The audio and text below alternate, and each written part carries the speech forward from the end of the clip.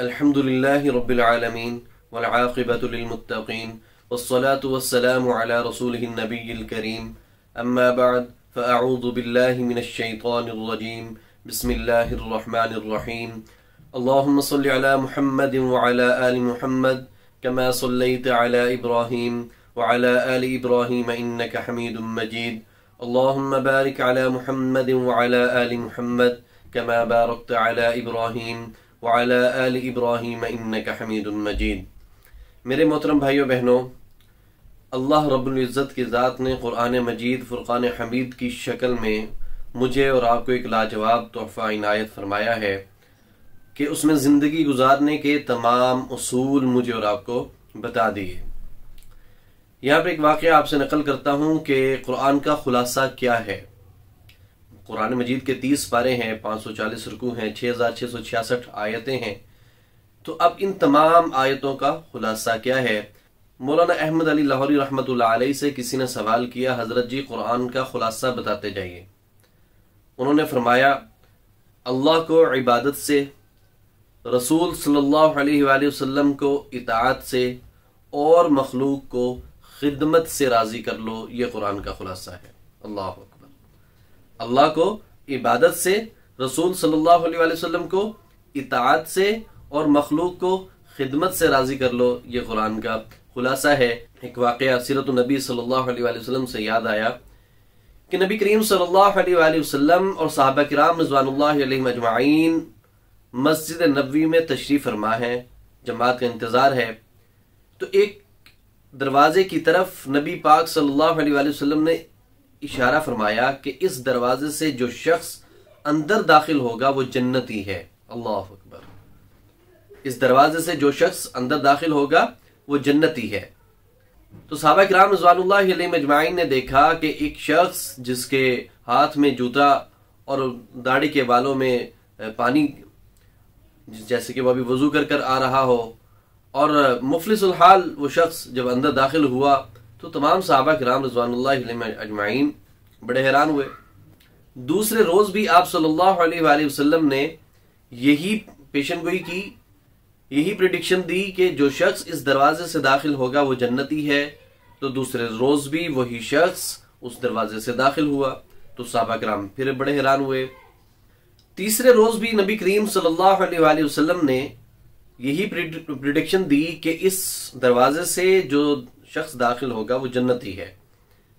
تو حضرت عبداللہ ابن عمر رضی اللہ تعالیٰ عنہ ایک واحد صحابی ہیں 1.25 لاکھ صحابہ کرام رضوان اللہ علیہم اجمعین میں، کہ جن کا ایک بہت بڑا مقام ہے عبادت میں، ایک بہت بڑا مقام ہے۔ یہ بہت بڑے متقی پرہیزگار عبادت گزار تھے کہ یہ ایک دن میں قرآن مجید کو ختم کر لیا کرتے تھے۔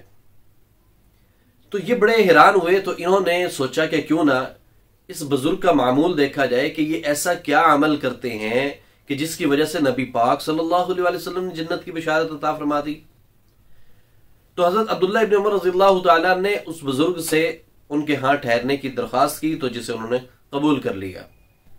اب پہلی رات ہے کہ حضرت عبداللہ ابن عمر رضی اللہ تعالیٰ دیکھتے ہیں کہ وہ بزرگ عشاء کی نماز سے فراغت کے بعد اپنے بستر پر لیٹے، اور لیٹتے ہی خراٹے شروع، گہری نیند میں چلے گئے۔ اب وہ ساری رات جاگتے رہے کہ یہ دیکھتے رہے کہ ابھی اٹھتے ہیں تہجد پڑھیں گے، ابھی اٹھتے ہیں کوئی تسبیحات کریں گے، لیکن ایسا کچھ بھی نہ ہوا۔ اور فجر کی اذان کے وقت ان کی آنکھ کھلی، انہوں نے وضو کیا، فجر کی نماز ادا کی۔ وہ بڑے حیران ہوئے کہ نبی پاک صلی اللہ علیہ وآلہ وسلم نے ان کے بارے میں جنت کی بشارت دی ہے، اور اس بشارت کو چیلنج بھی نہیں کیا جا سکتا۔ اب یہ معاملہ کیا ہے؟ چلو دوسری رات دیکھتے ہیں۔ دوسری رات بھی یہی معمول ہوا، بزرگ حضرات جو تھے وہ اپنے بستر پر لیٹے، اور لیٹتے ہی خراٹے شروع۔ پھر وہ بڑے تعجب میں آ گئے، پریشان ہوئے کہ یہ کیا ماجرا ہے۔ ان کا چلو تیسری رات دیکھتے ہیں، شاید 2 راتوں میں ان کی طبیعت نہ ٹھیک ہو۔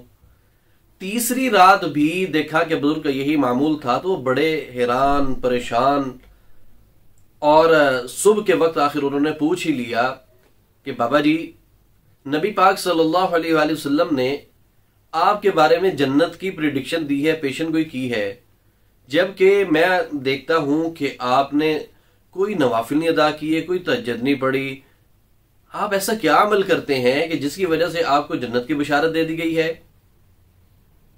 تو بزرگ حضرات مسکرائے، فرمانے لگے بیٹا اس دل میں اللہ کی مخلوق کے لیے نفرت نہیں ہے۔ اللہ اکبر، اس دل میں اللہ کی مخلوق کے لیے نفرت نہیں ہے۔ تو آپ یہ دیکھیے کہ دل میں اللہ کی مخلوق کے لیے نفرت نہ ہونے کی وجہ سے ہمارے نبی پاک صلی اللہ علیہ وآلہ وسلم نے جنت کی پریڈکشن دے دی ہے، جنت کی پیشن گوئی کر دی ہے، کہ بشارت دے دی کہ یہ جنتی ہے۔ اللہ اکبر۔ تو میرے محترم بھائیو بہنوں، اپنے دل کو صاف کر لیں، ہر شخص سے صاف کر لیں، ہر اس شخص سے اپنے دل کو صاف کر لیجئے جو آپ کو پسند نہیں ہے۔ ہر شخص کے لیے اس دل میں محبت رکھ لیں، کسی سے نفرت نہ کریں۔ جب آپ انسانوں سے محبت کریں گے تو یقین کریں آپ خالق سے محبت کرنے والے بن جائیں گے، پھر آپ کو خالق کی محبت عطا کر دی جائے گی۔